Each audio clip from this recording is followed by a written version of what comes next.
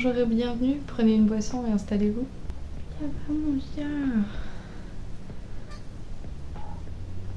On est mardi, je sais plus le combien. Il est 15h30.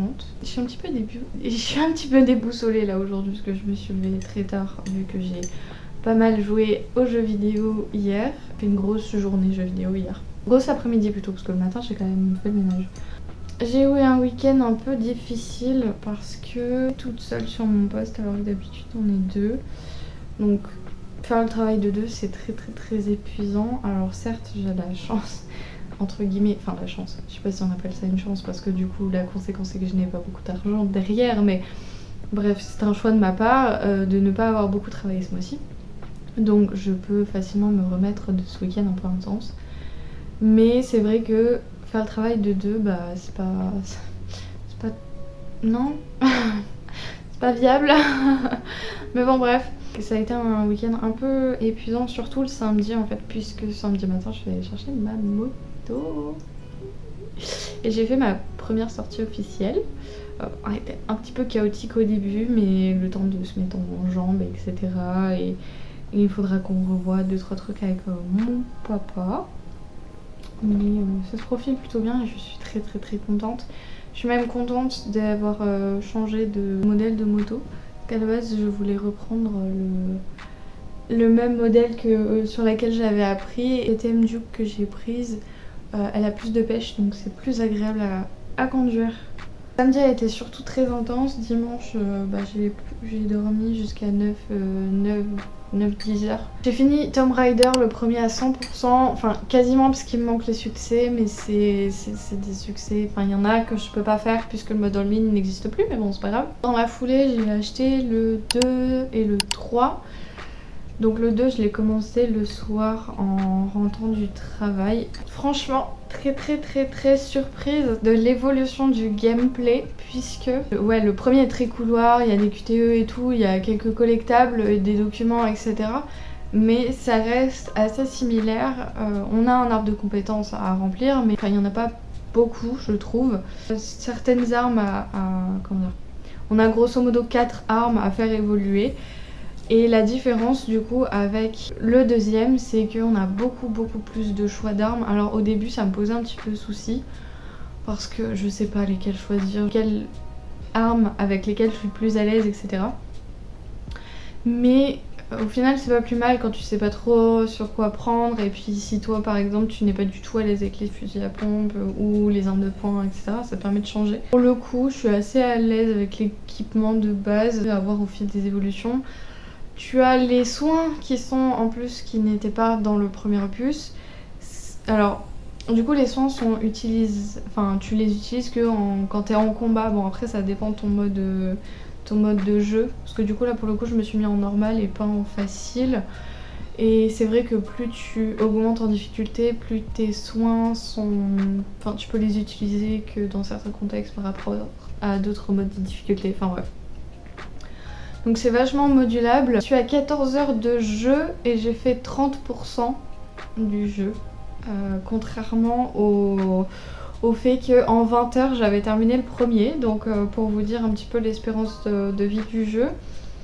Il y a des quêtes secondaires, trucs qu'il n'y avait pas avant. J'ai fait aussi le DLC Baba Yaga. J'ai bien aimé l'histoire, c'était sympa. Et le côté un petit peu mystique, etc. On frôle souvent la frontière du fantastique et du coup je me demande jusqu'où on va pouvoir aller avec ça. Il y a des moments de scénario où j'avais capté des trucs.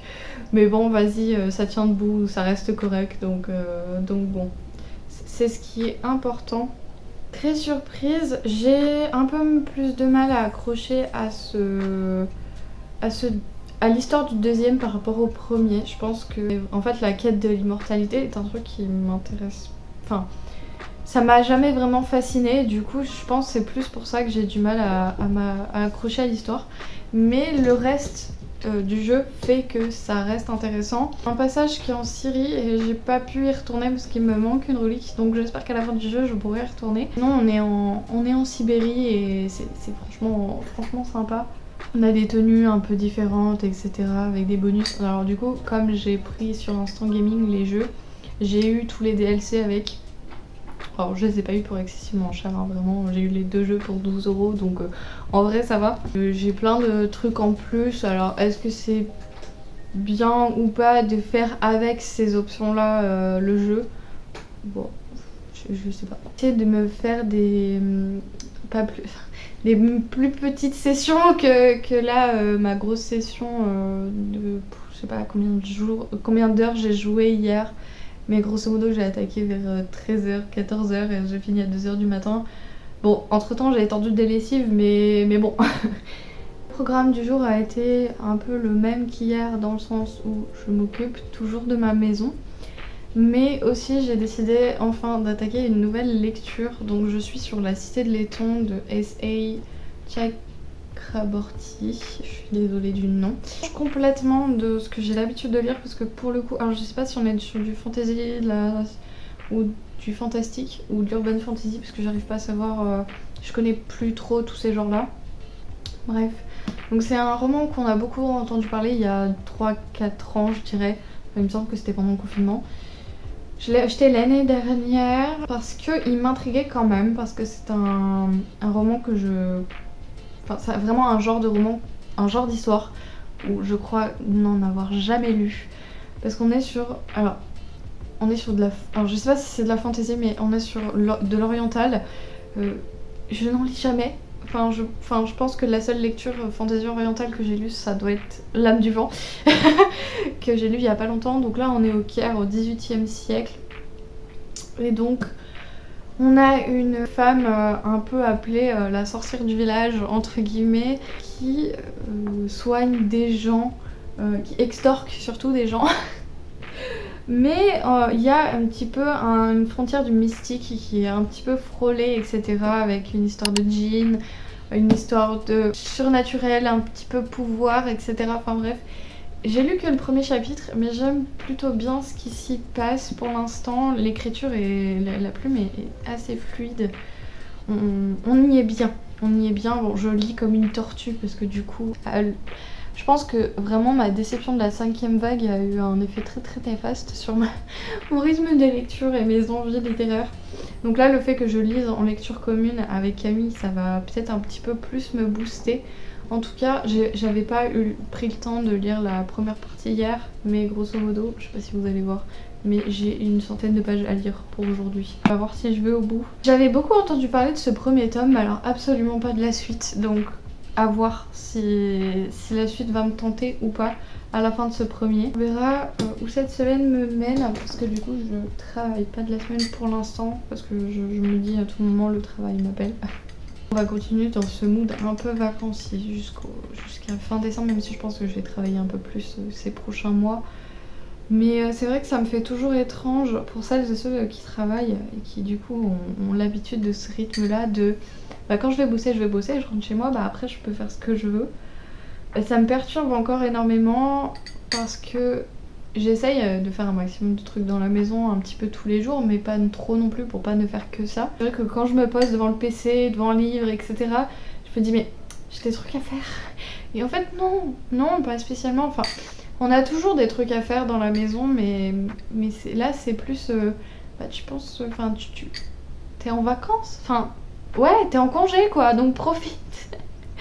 Donc c'est vrai qu'il y a toujours ce moment de...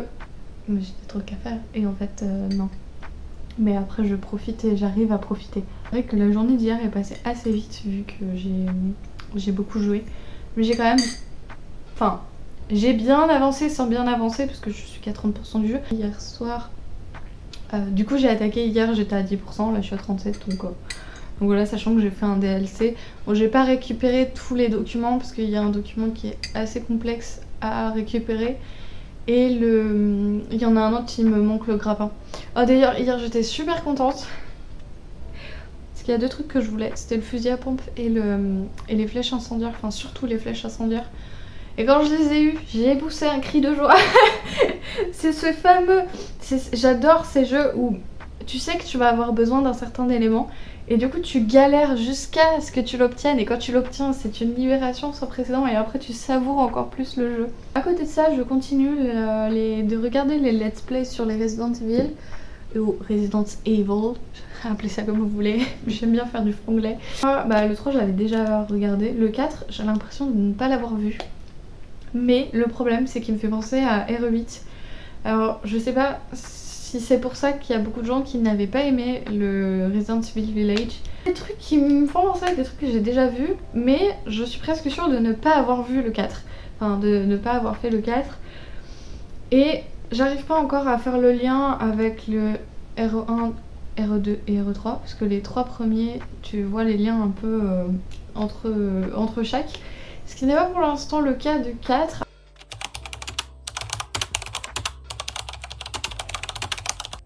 À part le fait qu'il y a des monstres voilà, qui sont probablement infectés avec le virus GT, je sais plus lequel c'est. Bref, à voir.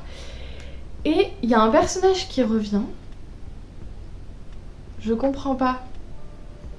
Normalement il est censé être mort dans le 2. Donc sauf s'il est pas vraiment mort en fait. Donc je comprends pas trop. Mais bon, on verra. Trop plus tard.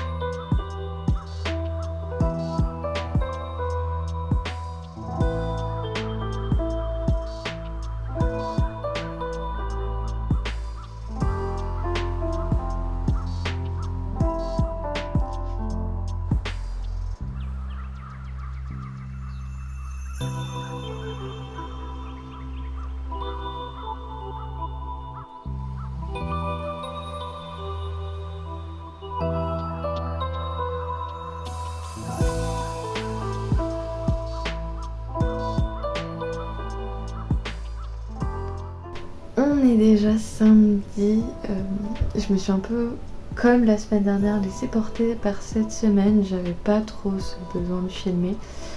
Je vous glisse les images de où est-ce que j'ai un petit peu installé les nouvelles illustrations. Je suis un peu déçue parce que j'avais une autre commande qui était censée arriver que j'ai passée il y a quelques temps parce que c'est pour une campagne Ulule. J'avais acheté des chaussettes, des chaussettes avec des chats. Donc j'ai hâte de recevoir ça et de vous montrer ça. J'espère les avoir la semaine prochaine. En dernière commande, il va y avoir une commande que j'ai fait à l'Art de Sophie. J'attends juste qu'elle sorte sa collection d'automne. Et après, je vais essayer de ne plus faire d'achat jusqu'à nouvel ordre. Sauf éventuellement si Juliette sort une collection de Halloween absolument incroyable. Je vais essayer de ne pas craquer. La raison est toute simple, puisque j'ai mis mes priorités ailleurs. Donc, outre le fait que je me suis acheté une moto et ça me regarde, mais j'ai aussi décidé de craquer pour comment dire, la boutique de Noël. Comme je vous en avais parlé il y a quelques vidéos, des éditions Cavalier Seul a été ouverte du coup le 27 septembre, donc hier au moment où je vous parle.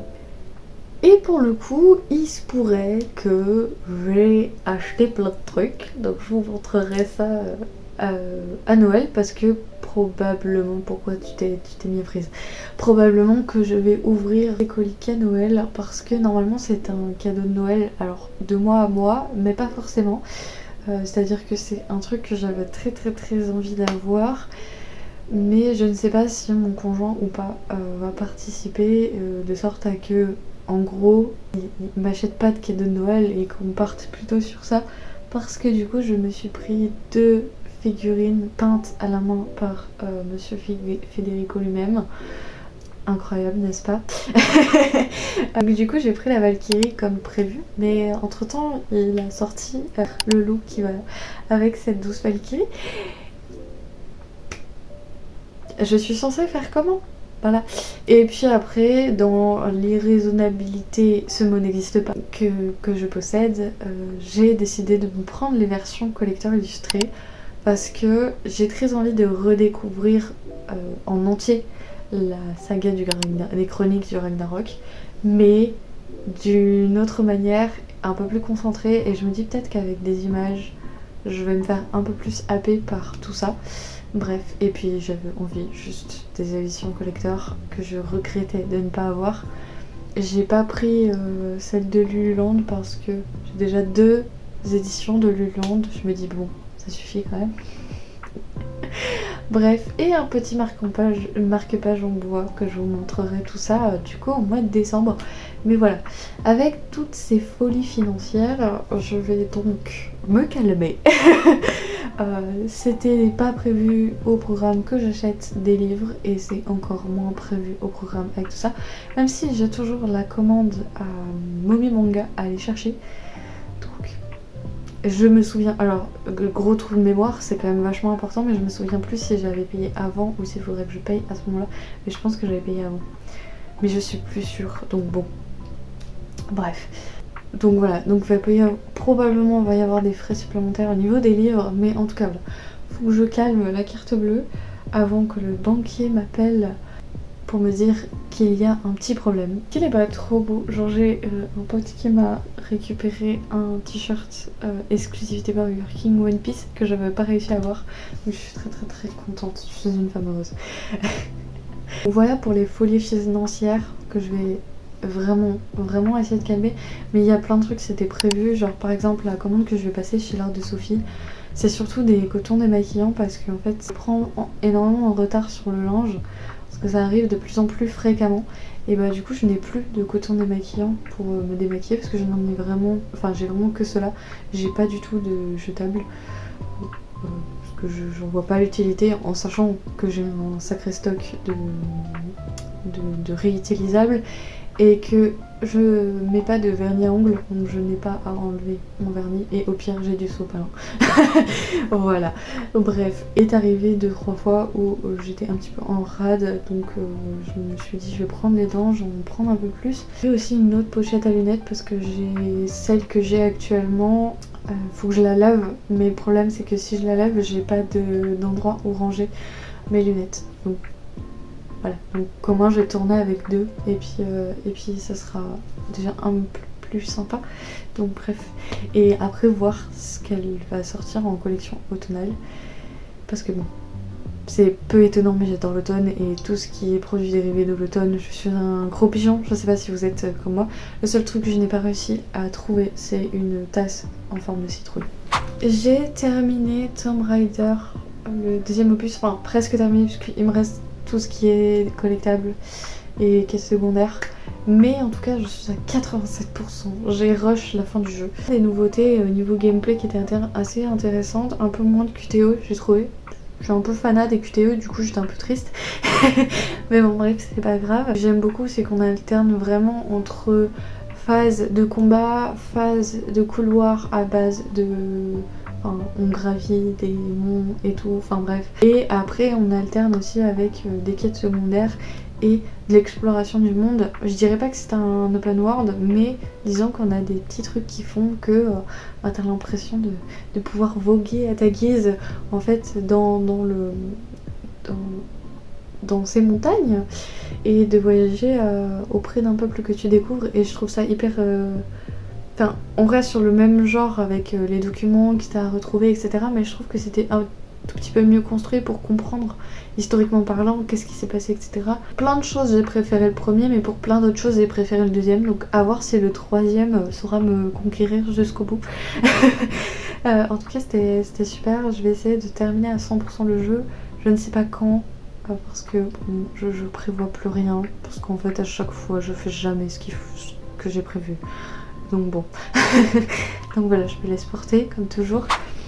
Pour ce qui est de ma lecture en cours, un petit peu plus avancée, vraiment de pas grand chose parce que je lis comme une tortue, c'est terrible. J'ai pas grand chose à vous dire de plus que ce que je vous ai probablement dit, je sais plus exactement ce que j'ai dit et pas dit, enfin bref. J'accroche beaucoup à la fantaisie orientale parce que c'est quelque chose qui me change énormément. Le seul truc c'est que je sais qu'il va y avoir une romance. Du coup je guette un peu les signes. Camille est un peu plus avancée que moi, mais elle m'a cité 2-3 phrases et elle m'a dit je pense que ça va nous saouler. Donc je vais voir, mais je me dis j'ai réussi à accrocher à l'encyclopédie féerique d'Emily Wilde. J'ai réussi à accrocher à Allunia, même s'il y a des romances qui m'ont dérangée. Surtout, enfin, c'est des romances un peu différentes, mais en fait j'ai tellement accroché au monde qui est autour que la romance j'arrive à l'octroyer dans le sens où tous les passages où je sais que c'est des trucs un peu romance, je zappe. Genre si vraiment ça me saoule, je zappe. Ou alors, enfin voilà. Allunia j'ai un peu moins zappé parce que comment dire, ça me fait plus rire tellement c'est ridicule que ça me saoule. Que pour, j'avoue, l'encyclopédie féerique d'Emily Wilde, c'est un peu plus dans le ridicule, enfin dans le ça me saoule qu'autre chose, mais après on verra au tome 2. Mais bon, je sais pas du tout dans quel versant ça va partir parce que j'avoue j'en ai un peu marre des romans de fantasy avec la romance, c'est très dur à trouver. Des romans où il n'y a pas de romance. Ou même un petit peu, genre, mais pas autant que dans les grosses fantaisies. Bon là après, c'était les premiers temps de la romantaisie, donc peut-être que ce sera différent, je ne sais pas. Je peux pas vous en dire grand chose parce qu'effectivement j'ai pas beaucoup avancé. Je suis à 126 pages sur un peu plus de 600. Pour l'instant ça me plaît, mais est-ce que ça va durer? En fait c'est ça la question. Pour le prochain épisode j'espère vous avoir un peu plus avancé dans ma lecture pour vous en parler un peu plus. Peut-être que je me remettrai au crochet parce que j'ai une petite idée qui me taraude l'esprit que j'ai envie de faire. Donc peut-être que je ferai ça fin de week-end ou fin de week-end prochain. On verra. J'ai fait le 8ème épisode d'Avant Sucré New Gen, je l'ai terminé il y a genre 1 heure. Alors j'ai été très cringe pendant une très très longue période parce que je me suis dit non, ils ont pas fait ça, si. La fin de l'épisode était plus intéressante au niveau de l'avancement de la relation entre ma sucrète et son chef. Oui. Mais ce que j'ai beaucoup aimé, que j'attendais et que je vous en ai parlé maintes et maintes fois, c'est qu'ils ont enfin mis sur le tapis. Ça venait de Devon en plus, donc j'étais encore plus ravie que ça vienne de lui que de sucrète. Même si bon j'attendais un petit peu les deux, mais ça vient surtout de lui et je suis ravie. Ils ont enfin mis ils ont mis les pieds dans le plat.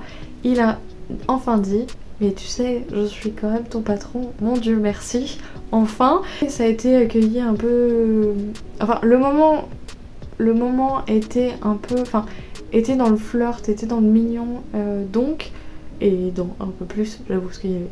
C'était à la limite du spicy, donc bon, bref. Mais disons que ça a été accueilli un peu en mode oui mais tu sais genre là on n'est pas dans ce mood là. Donc j'attends de voir le prochain épisode comment ça va évoluer parce que on a des pistes de réflexion et sachant que début d'épisode elle était en train de se dire ah ouais mais vu ce qui s'est passé dernièrement j'ai du mal à être sérieuse quand Devon est là et tout machin boulot. Donc là tu peux plus être sérieuse avec ce qui s'est passé.